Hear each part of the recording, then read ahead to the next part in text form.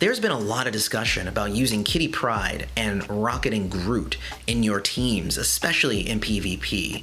However, I've asked so many people, well, what is the third character that you end up using? And I get a different answer from almost everybody. So I decided to do some searching, and I found a really good third one.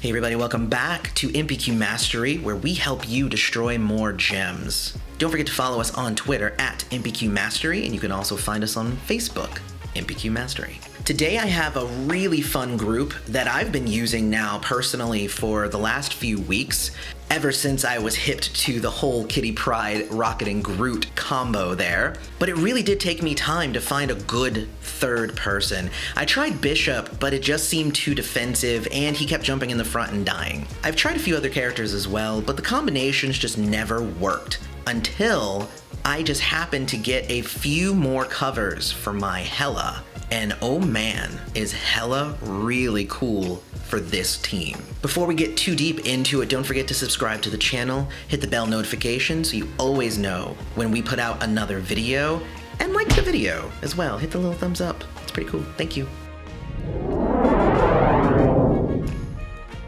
So the first thing we're going to do is go over each of the members of the team and tell you what they are contributing to the team. Let's start off with Rocket and Groot. This is the 4-star Rocket and Groot, which is the one with Rocket as the main one and Baby Groot on his shoulder.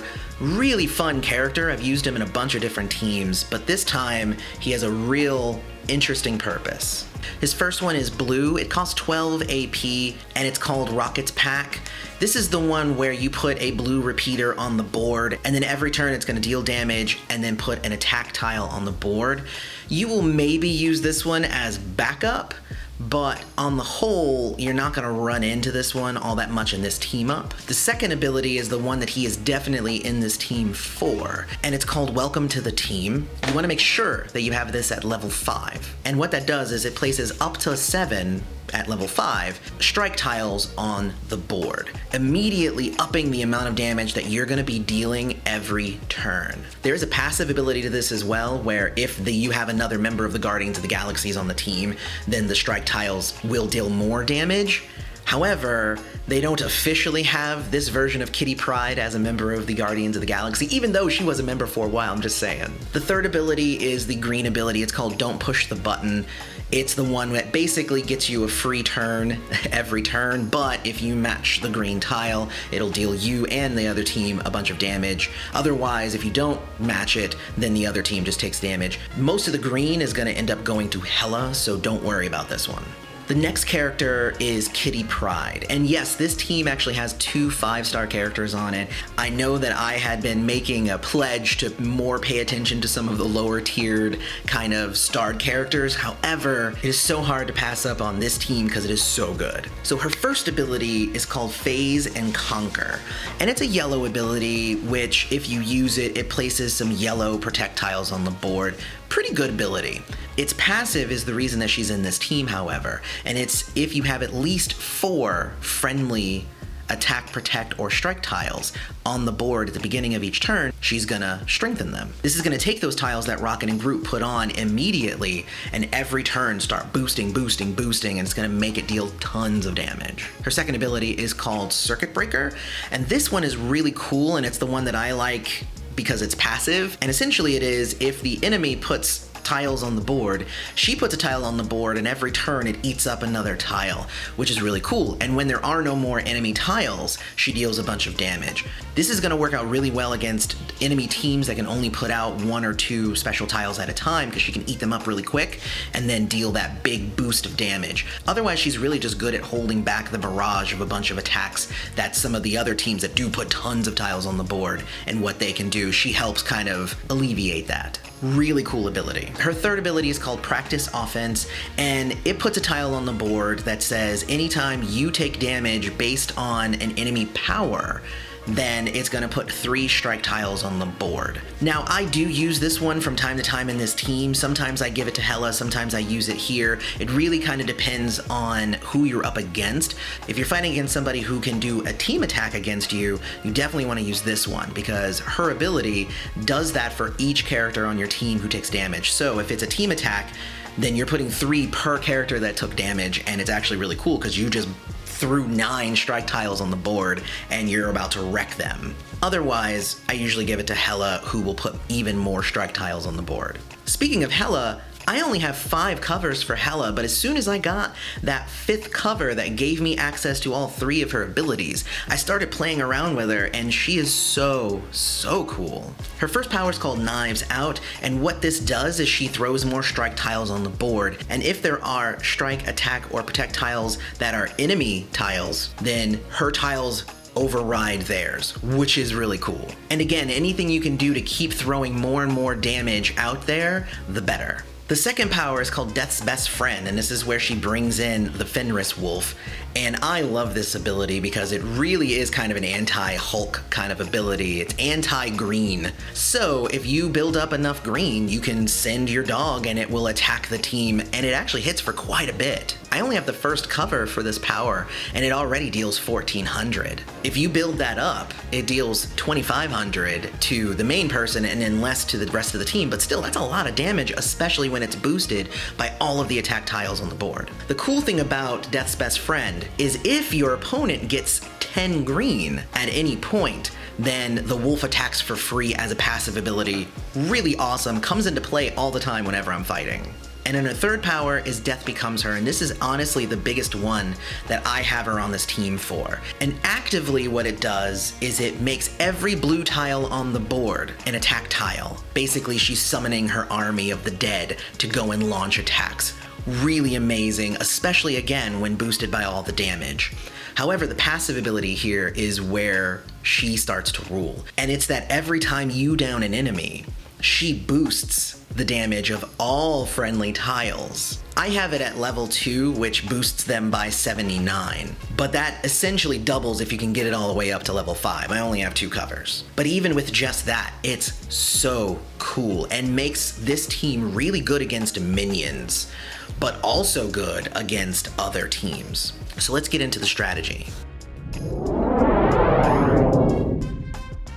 So the strategy here with Kitty Pryde, Rocket and Groot, and Hela, just keep attacking. Every turn, you're going to get more and more powerful. If you can soup them up with supports that fortify friendly tiles, that's going to help you, because what that's going to do is it's going to start protecting some of your attack tiles that you've put on the board so that they don't all just get matched away pretty quickly and then you lose the edge. But here's how a turn of this team goes. Very first turn, Rocket and Groot throws a bunch of attack tiles on the board. You attack. Done.